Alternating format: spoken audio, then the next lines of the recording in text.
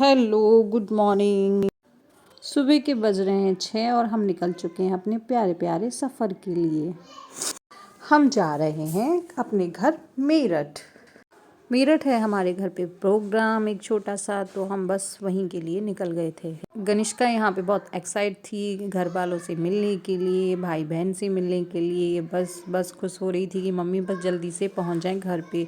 रास्ते में हमें लगता तो टाइम है 2-3 आई थिंक 3 घंटे तो लग ही जाते हैं पहुँचने में, बट फिर भी हम सुबह टाइम से निकल गए थे। यहाँ पे इसको भूख लग रही थी, क्यों कह रही थी मम्मी मुझे कुछ दो खाने के लिए, तो मैं रख के लाई थी बिस्किट वगैरह इसके लिए। तो बस ये वही इंजॉय कर रही थी और बीच बीच में मुझसे टाइम भी पूछ रही थी। कह रही थी मम्मी कितना टाइम हो गया, हम कितना टाइम लगेगा हमें पहुँचने में।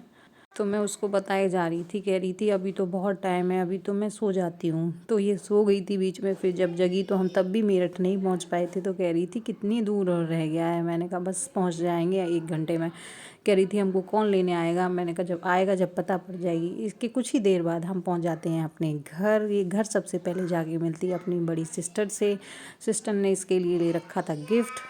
जो गिफ्ट मिलते ही गनिष्का हो गई बहुत एक्साइटेड और लगाने लगे दोनों। कह रही थी मम्मी देखना हम कैसे लग रहे हैं। मैंने बोला बहुत अच्छे गिफ्ट हैं आप दोनों के, तो बन जाइएगा। तो गनिष्का और नव्या कह रही थी कि राक्षस वाले हैं, हम राक्षस बन जाते हैं। यहाँ पे ये हमारे बाबू को डरा रही है। तो बस इन दोनों के बाद आता है कृष्णा, जो लाया था गनिष्का के लिए सूटकेस वाला गिफ्ट जो दिया था इसने। तो अब वो देने के लिए एग्री था। यहाँ पे गनिष्का को बुलाया गया, गनिष्का आप अपना गिफ्ट लीजिएगा। बस कृष्णा उसको गिफ्ट देने की तैयारी में था और बस गनिष्का ने कैच किया अपना गिफ्ट।